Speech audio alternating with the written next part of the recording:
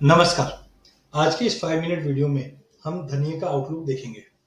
देखिए, धनिया में पैनिक सिचुएशन बन चुकी है, लेकिन घबराना नहीं है। क्यों? फंडामेंटल्स हमने ऑलरेडी पहले भी डिस्कस किए हैं। मैं आज बिल्कुल छोटा खाली चार्ट के ऊपर आपको ये चीज़ बता रहा हूँ। फंडामेंटल के पॉइंट के साथ मैं आपको कल या परसों में एक रिकॉर्डिंग और करवा के देता हूँ। देखिए, ये धनिया का मंथली चार्ट है और फ्रैंकली ये चार्ट मैंने आज नहीं बनाया है। ये चार्ट मैंने अगस्त के अंदर बना के चल रहा था। आप यहाँ पे देख सकते हैं, सबसे पहले ब्रॉडर ट्रेंड क्या है। तो ब्रॉडर ट्रेंड हम इस लाइन से देखेंगे जिसको बोलते हैं हम लोग राउंडिंग बॉटम या कप। तो आप देख सकते हैं ये यहाँ से बिल्कुल राउंड होते हुए मार्केट ऊपर अप गया और यहाँ पे कुछ कंजक्शन आ रहा है, वो मैं बताता हूँ बाद में, और मार्केट ऊपर तक जाएगा। तो देखिए, नई तेजी के लिए पहला जो मैं बार बार मैं बोलता हूँ कि 13 साढ़े 13 का मतलब ये जो हाई अगर तोड़ता है तो मार्केट नए हाई की तरफ जाएगा। तो हमने देखा कि अप्रैल में लगभग 13.5 का हाई मारा, फिर नीचे मारा, फिर ऊपर में अपन ने 12.5 का हाई देखा और इधर ये लेवल नहीं। और ये लेवल इंपॉर्टेंट क्यों है? क्योंकि देखिए, 2014 में और 2016 में हमने यही हाई बनते हुए देखा था। तो पहला चीज मान के चलो, बड़ी तेजी के लिए हमको 13.5 का लेवल तोड़ना बहुत जरूरी है।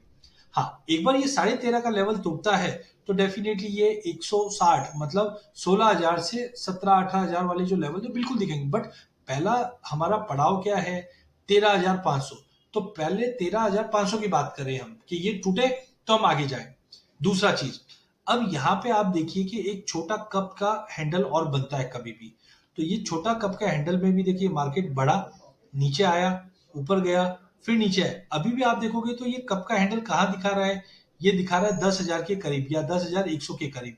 हम देख सकते हैं ये कैंडल का लो जो है ना, बी पॉइंट, ये जो बी पॉइंट है, ये एग्जिट 10,000 का सपोर्ट ले रहा है। और आज का अगर लो भी देखोगे तो आपका 10,064 का लो है, अभी एक 10,120 का भाव चल रहा है। फिर भी अगर मैं ये डॉटेड लाइन का सपोर्ट, ये फिबोनाची का लेवल है, ऐसा कोई लेवल नहीं है। ये फिबोनाची का लेवल है, वो 9,800 का है। तो अगर आप मेरा पुराना रिकॉर्डिंग उठा के देखोगे तो मैं पहले भी बोलता था कि 9,800 तक का लेवल दिखा सकता है, या वर्स्ट इन केस जो हमने लास्ट टाइम 10,200 का लेवल देखा था, उसके बाद आप जानते हैं पिछले 2-3 सेशन के अंदर ही हमने 11,800 11,600 का लेवल देख लिया था। तो पहला चीज समझो कि ये पॉइंट नंबर बी, और दूसरा ये वाली जो लाइन है फिबो की लाइन, ये बहुत इंपॉर्टेंट है। मतलब 9,800 से 10,000 का बहुत स्ट्रॉन्ग सपोर्ट है, इसलिए मैंने यहाँ पे मेंशन किया स्ट्रॉन्ग सपोर्ट। तीसरा, ये आपको ट्रेंड लाइन दिख रही है, यहां से हमने ये ट्रेंड लाइन ड्रॉ किया तो अगेन ये 10,000 वाले लेवल को क्रॉस करता है और यहाँ पे हमें लगता है कि काफी बड़ा कॉन्फ्लिक्शन बन रहा है। तो जब तक मार्केट 9,800 से 10,000 के नीचे मंथली क्लोज, मैं अगेन बोलता हूँ मंथली क्लोज, क्योंकि बहुत बार क्या होता है आपको डराने के लिए भाव को नीचे लेके जाएंगे और फिर खींचेंगे।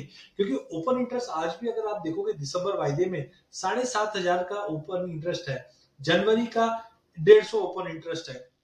और वहीं अगर हम लोग करंट मंथ का मतलब नवंबर, वैसे तो 18 तारीख की एक्सपायरी है, बट इसका भी अगर मैं ओआई निकाल के चलूं तो लगभग अगर हम देखें तो इसमें भी कोई एक्स्ट्रा ऑर्डिनरी कोई चेंजेस नहीं आया। आप 2-3 दिन का ओआई में चेंजेस देखोगे ना तो यू वोंट फाइंड के कोई एक्स्ट्रा ऑर्डिनरी बड़ी ओआई में कोई चेंजेस आया है, क्योंकि 4800, 7500, 140 और अप्रैल वायदा जो नया वायदा है, तो अरे सर नया वायदा 9,000 में मिल रहा है, तो 10,000 में पुराना वायदा कोई खराब है क्या?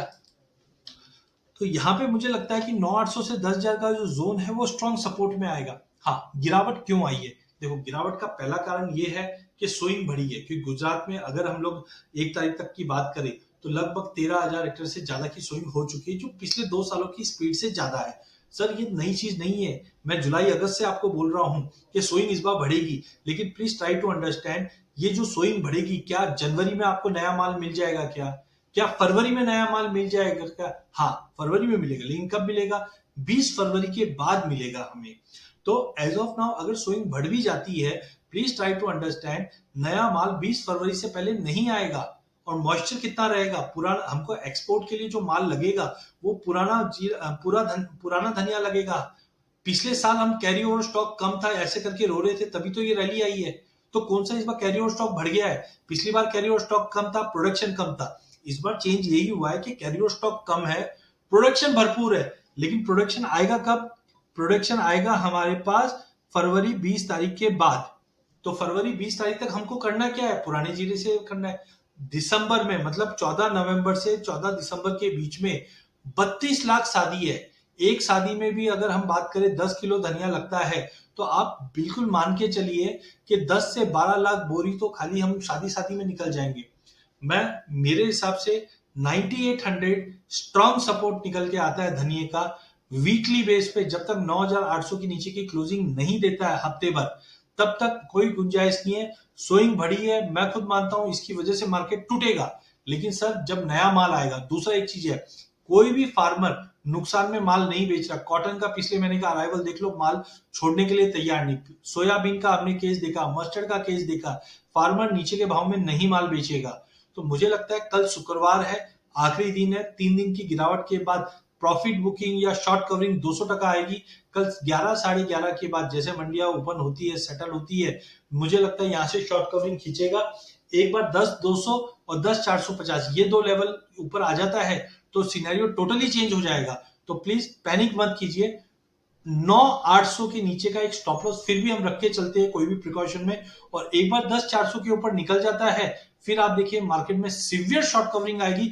एक्सपोर्ट के लिए माल नहीं है हमारे पास, इंपोर्ट हुए जरूर है, लेकिन वो इंपोर्ट की कहानी मैंने पहले ही 2 महीने पहले बता रखी थी। सेकेंडली, यूरोप खाली पड़ा हुआ है, रिसेशन के बाहर निकलेगा तो वो रशिया से माल नहीं लेने वाला, क्योंकि उनकी तो लड़ाई चल रही है ना। तो माल कहां से लेगा? वो इंडिया से माल लेगा। हाँ, कैरी और स्टॉक शॉर्ट में है, प्रोडक्शन बहुत ज्यादा है, लेकिन मार्च में आएगा। बारिश मैंने अभी तक बताई नहीं है। मौसम पिछले साल भी यही खराब हुआ था, जिसकी वजह से हमने वेदर सेंसिटिव क्रॉप हमारा जीरा और धनिया है। तो वेदर अगर खराब होगा तो डेफिनेटली वो एक एड ऑन वैल्यू करेगा।